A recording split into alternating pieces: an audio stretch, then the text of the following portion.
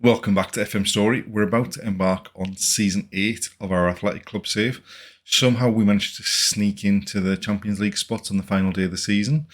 Are we going to go big in the transfer market during the summer, or are we just going to make some slight additions to try and improve the depth of the squad? Let's find out.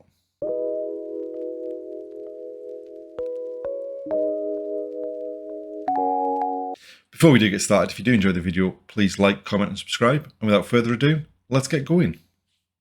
So we're in the middle of August, we're coming up to the start of the season. As you can see, we're starting away at Granada.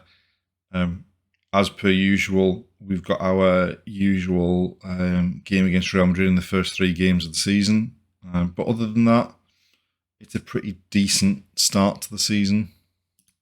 We don't have, November at the minute with Atletico and Sociedad. And in fact, really, so if you go end of October through November, Barcelona, Atletico, Sociedad, that's going to be probably the toughest run in the first half of the season, you would think on paper. In terms of the preview for the season, they're projecting us to finish 4th. Last season, they actually predicted us to finish 6th. So obviously, last season's performance and the end of the season obviously had some sort of impact on it. Obviously, we've got no one in the media dream 11. Be interested to see what they think that we're going to line up with this season. Not too far off. Couple of potential differences, which we'll go over in a second. In terms of the transfer window, we made a couple of signings. 3 signings really, just to enhance the depth of the squad. So we picked up John Karikaburu from Real Sporting. We had looked at him in previous seasons, and we think that he can be a good foil, just someone to back up Unai Ribeiro. Obviously, we picked up Adja Valabra in January of last year, but he's getting on a bit now. So Valabra is more one that can really push Ribeiro. And after he got his move to Sporting, he's got 25 and 68, so he's obviously decent, and hopefully we can get some goals out of him. We also picked up Pablo Garmendia from Atletico, just really decent young player who could potentially do a job on the left-hand side or behind the front man. Really good physicals and good mentals. The technicals need potentially a bit of developing, but Spanish under-21 international, and hopefully a one that we can integrate into the team as the season goes on. And then the third signing we made was Ander Guevara from Real Sociedad. So he was out of favour at Sociedad. Really, it's just to add more depth in that defensive midfield spot so that we don't have to move Hugo Gilman from right back too much, and we can keep him at right back and keep him progressing there. He's 32, so he adds a bit of experience, and there is a potential departure in that area of the pitch because Danny Vivian wants to go, and as long as someone comes in with a decent offer, we're probably leaning towards letting him go. So in terms of the squad that we've got available, it's not that much different from what we've had in the previous seasons. There are a few players that we're looking to move out on loan to get some experience. So Jose Herrera, we're hoping to move out on loan. Oday Diaz, again, we're looking to move out on loan. In terms of sort of defensive cover, last season we had Ayman Montero and Raul Huarte as the backup centre halves.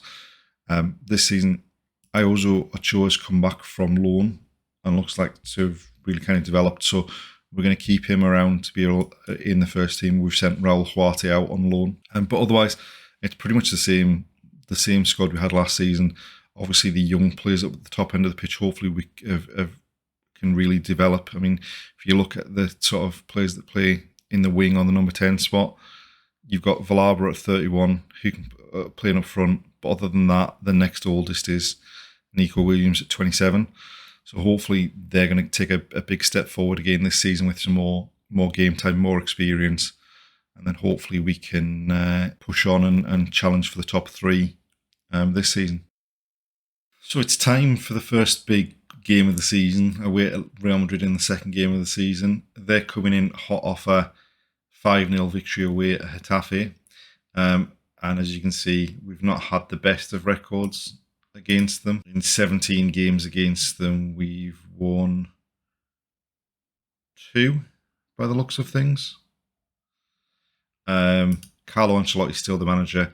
They have won every league since the save started, so it's obviously going to be a tough game. We opened the season with a 2-1 victory away at Granada, which, if you look at all the stats, the match stats, looks like it was a fairly comfortable victory. First half, neither team really created anything. Second half, we made a couple of changes. So we took Unai Ribeiro and Pablo Urregui off at half-time and brought on Nico Serrano and John Kirikaburu. Paid dividends because he picked up his first goal for the club within the first 10 minutes of the second half. We looked pretty comfortable. We created chances. Then they, with their one shot on target, managed to get someone free on the edge of the 6-yard box to tap home. And it looked like it was going to peter out into a 1-1 draw. And it looked like it was going to be a repeat of so many of those games from last season where we'd drawn, having conceded equalisers in the last 5 minutes or injury time. However, practically the last kick of the game, Nico Serrano's corner was headed home with a bullet of a header from Robin Lenormand, and we ran out 2-1 victors. We deserved the victory, but we nearly threw it away and we cut it fine. So we're going to need to be much better going into this game against Real Madrid. So we're going to go in with the same team that started the first game of the season. Obviously, we've been sliced apart enough in the save by Chukwueze, Vinicius Jr. to know they're the real big threats. But hopefully we can step up the performance from the first game of the season and give a good account of ourselves. Hopefully the sort of, we've been managing to keep things a bit tighter sort of since the start of the second half of last season. So hopefully we can maintain that. But obviously with the attacking firepower that Real Madrid have got, that's going to be a tough ask.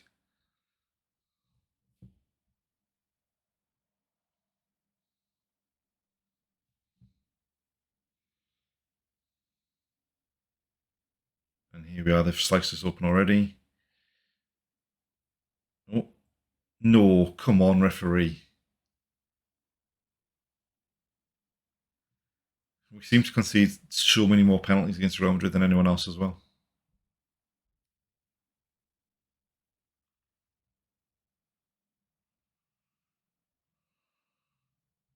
Oh. It looked like he got quite close to saving that one.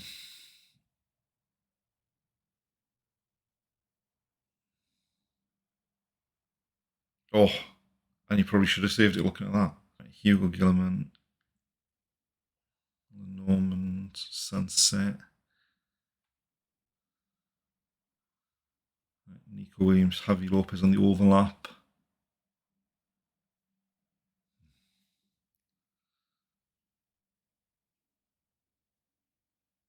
And they're going to go up the other end and score. Yeah, speed kills. Oh, thank God for that. Well, that's Nico Williams getting sent off. Right, not the start we wanted. I mean, apart from the fact that they scored the penalty, they had that one chance with Chukwueze went through and put it wide. But considering we've played the best part of half of that first half with 10 men, and they've not done an awful lot since then. Right, so we made a couple of changes to get some fresh legs on up front, just in case we can get the ball forward. At the very least, they can press. But nothing is actually happening in the second half. Famous last words. I mean, when you look at our form against Real Madrid throughout the whole save, that was probably coming. But we played over an hour with 10 men.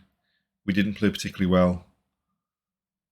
We only got beat 1-0. Do you know what? From a performance point of view, although we didn't create anything, we were pretty solid and we were only beaten by a penalty. I think that's a good sign going forward, but we need to immediately get back on top of things and pick up a decent result in the next game.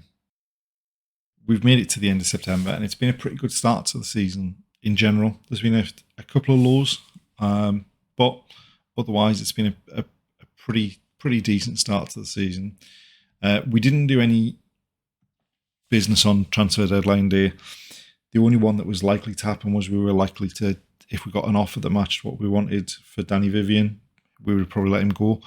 Only Middlesbrough came in who he wasn't interested in joining and well below what the asking price would be. So he stayed. Unfortunately, he's then damaged his Achilles. So he's out for 4 or 5 months. So we've lost him anyway, whether we told him or not. As far as the performances in the league have gone, we bounced back from the defeat against Real Madrid with a 2-0 victory in our opening home game against Rayo Vallecano. Obviously, throughout the save, Rayo Vallecano have been a bit of a bogey team for us. We seem to have done pretty badly against them. But we basically dominated the game. The only concern is that we created quite a few chances. We had a lot of possession, yet we had to rely on 2 headers from set pieces to get us the victory. But it got us the victory, got us back on track after that game against Real Madrid. There was then the international break, and we came back from the international break with a game at home against Sevilla, and started in the worst possible way, in that they scored a free kick within the first minute of the game, and it took us a bit of time to get back on track. It was a fairly even game up until half time. So as the second half went on, we created a few more chances. Karika Buru came off the bench and got 2 goals, and then Julian John Guerrero scored a free kick in the last minute just to make the result secure. But another decent performance. I mean, we won 3-1. We had 25 shots, an XG of 3.05 with only 37% of possession. So we were pretty clinical when we did have the ball. But obviously, we would rather not have just 37% possession. Then we experienced a fairly big down. First game in the Champions League phase, away to Inter Milan, and basically they trounced us.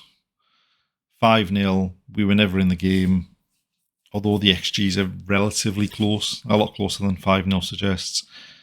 We just weren't at the races. Lautaro Martinez got 4.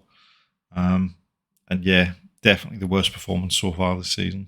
We then bounced back with a really comfortable victory over Villarreal. 5-1. We scored twice in the first 11 minutes.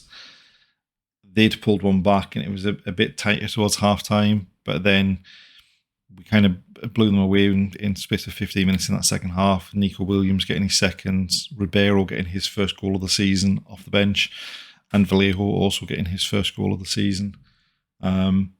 Really decent performance and a hell of a lot better than the previous game against Inter Milan. And then the most recent game, a game at home against Valencia, we were pretty good. Not excellent, not as good as the Villarreal game. We played well. Unfortunately, Ribeiro picked up an injury early on. Hopefully he's going to be back for the game against Liverpool, but we do have a few sort of niggling injuries kicking about.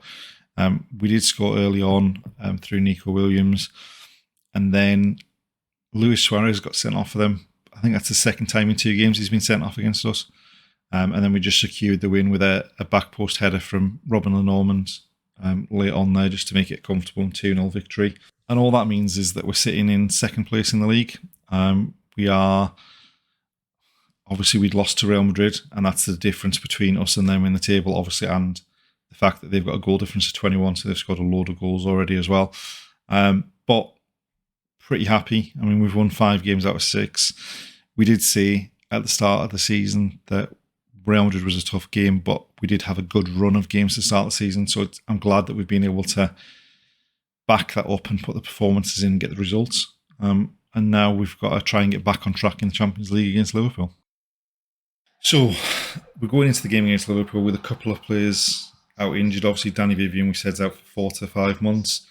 Julian John Guerrero's also out for a couple of weeks. So we've moved Nico Serrano into the number 10 role. Uregi's going to play from the right, Nico Williams from the left, with Unai Ribeiro through the middle. Obviously, that's a fairly strong Liverpool team, including one of our old boys in Unai Venkador. It's not exactly the easiest start to the Champions League we've had in away games to Inter Milan and then now Liverpool. And I think the next game we've got is against Benfica. So hopefully we can get back on track and pick up a decent result here. It's important that we don't just go out and concede early like we did against Inter Milan. Right, we've had the free kick clear. Can we break? No, we've given it away.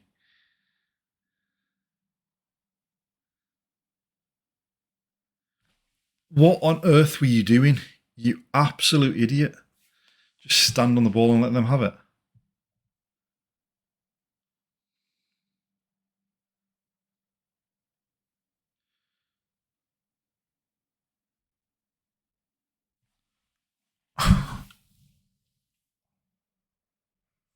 What was that defending on the goal line?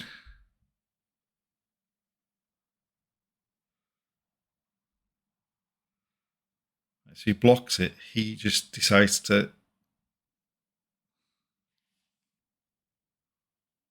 go.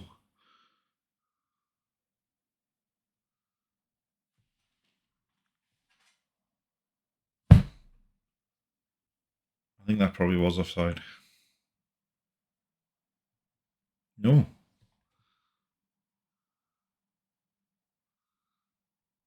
I thought he'd gone a bit too soon.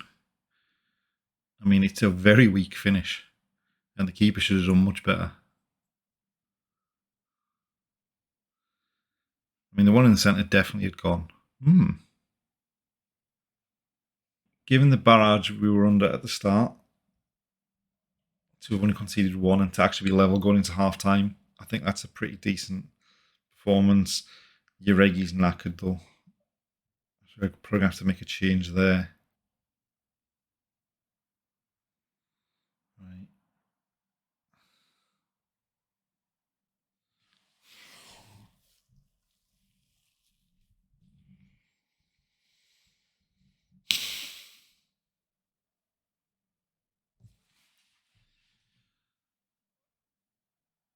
Just how did no one get close to him? It's gone straight to their centre half. It's just going to come straight back at us again.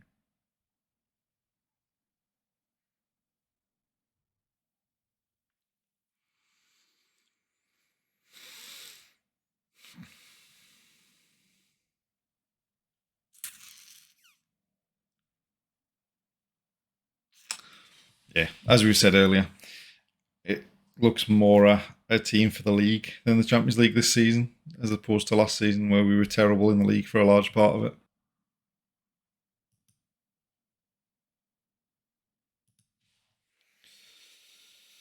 I mean, that sums it up. I mean, we've been pretty good defending set pieces this season, but that one just. I mean, I think we did well to still be in it until after the hour, but I mean, if you look at the chances they've created, you can't say they didn't deserve to win, and we just weren't good enough. And that's a problem because I don't know that we can play any differently with the team that we've got. Hopefully, it doesn't start to affect the league form. And that's the end of this episode. League going so much better than it was at this time last season. Champions League going so much worse than it was at this stage last season. Can we find some way of getting back into the Champions League qualification chances? Let's find out next time. See you then.